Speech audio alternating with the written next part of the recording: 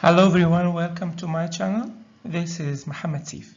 النهاردة هنقرأ مع بعض chapter 3 في قصتنا Escape from the Fire. قبل ما نعمل ده اشترك في القناة وفعل زر الجرس عشان كل الفيديوهات الجديدة توصلك. يلا بينا نبدأ درسنا. الأول هنبدأ مع بعض إن نشوف النيو vocabulary اللي هتقابلنا في الشابتر. يا ريت تقول ورايا ونحفظها وبعد كده نسمع الشابتر مع بعض. pattern زر. lane يعني حارة.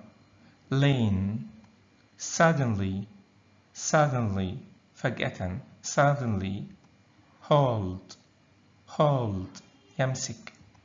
trainers حذاء رياضي. trainers crowd زحمة. crowd close to قريب من. bumped into يصطدم بيه. bumped into extraordinary استثناء. extraordinary narrow ضيق. narrow dusty كثير التراب أو مترب يعني. dusty dirt قذارة. dirt escape يهرب. escape herbs أعشاب. herbs stare at يحدق النظر فيه. وبكده انتهت كلمتنا. يلا بينا نسمع الشابتر مع بعض.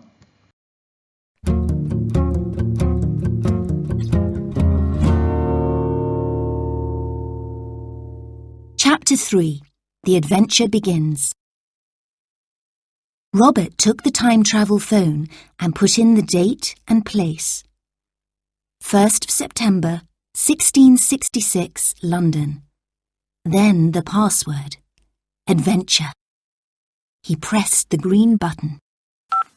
Everything went dark. There was a sound like the wind rushing.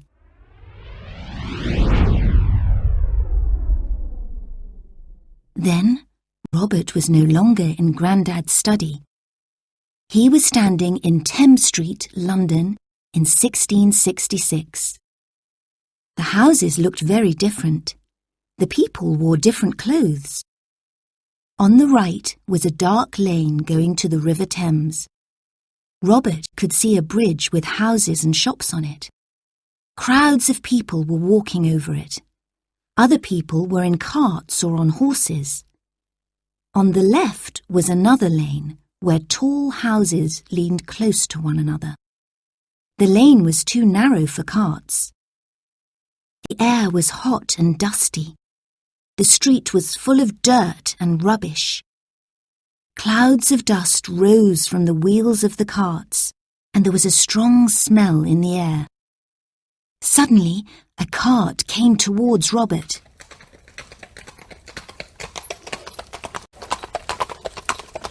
It was going very fast.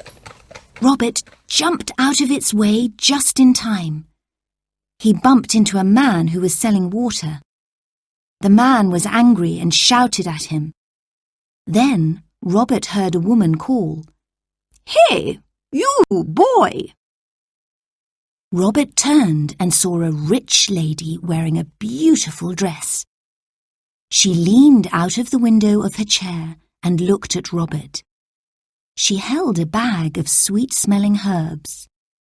"What extraordinary clothes you are wearing," the lady said. "Come closer. Let me look at you." Robert wore jeans, a t-shirt and trainers. Other people stopped and looked at him too. He didn't like this. He had to find Lucy and bring her home quickly. "Excuse me," he said to the rich lady. "Could you tell me where Pudding Lane is?" She did not answer straight away.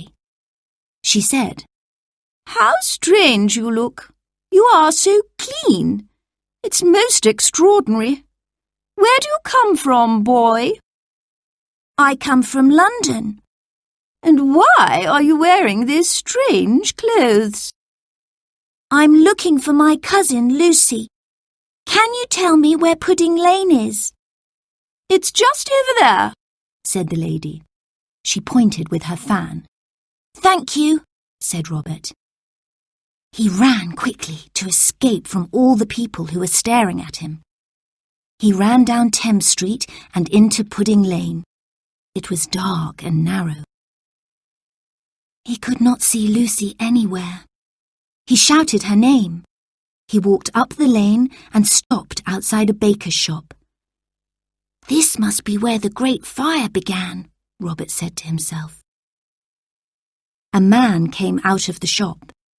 He was carrying a basket of loaves. He called to his daughter in the shop. I won't be long, Hannah.